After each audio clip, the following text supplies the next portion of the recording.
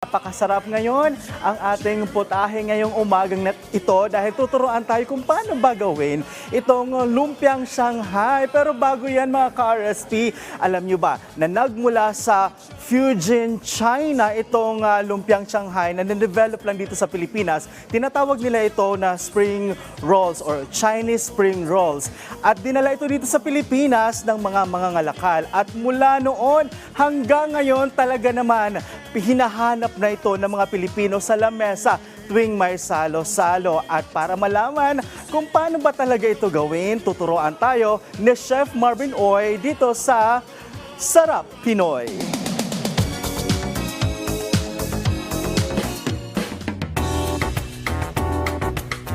Ang paghahanda ng iba't ibang putahe sa mga selebrasyon ay isang tradisyonal at makulay na bahagi ng kultura ng mga Pilipino.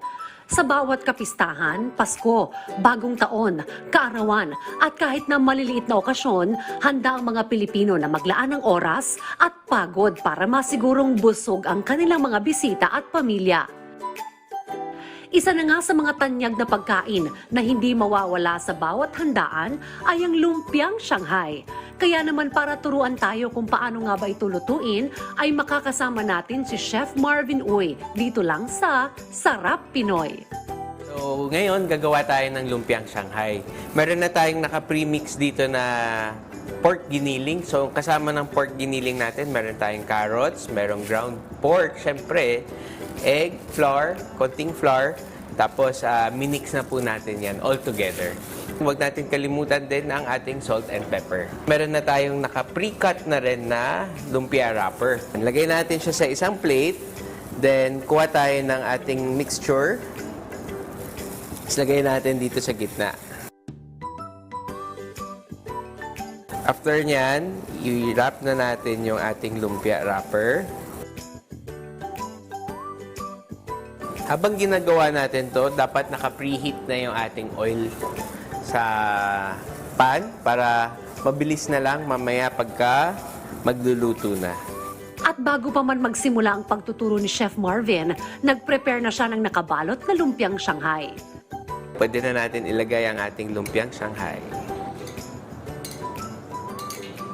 Di-deep fry lang natin siya, tapos antayin nating mag-golden brown yung color ng ating lumpiang Shanghai.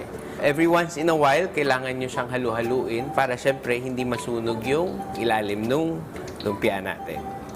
Matapos ang ilang minuto, ay makikita natin na lumulutang na sa oil ang ating lumpiang Shanghai, kaya pwede na itong hanguin.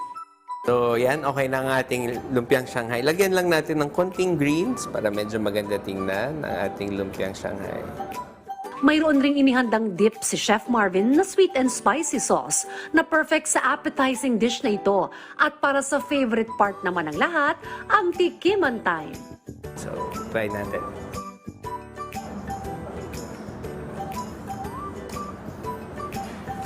And then yung crunchy niya, tapos yung sweetness and yung tenderness ng pork sa loob, saktong-sakto. Kahit ulam, kahit anong okasyon, lahat, pwede yung ating lumpiang Shanghai.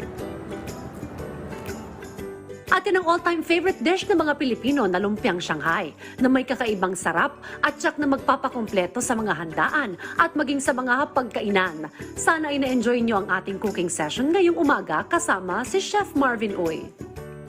At kung gusto niyo po pong matuto ng mga masasarap at budget-friendly na recipes, maaari po kayong pumunta sa @Rise and Shine Pilipinas sa Facebook, Instagram at YouTube.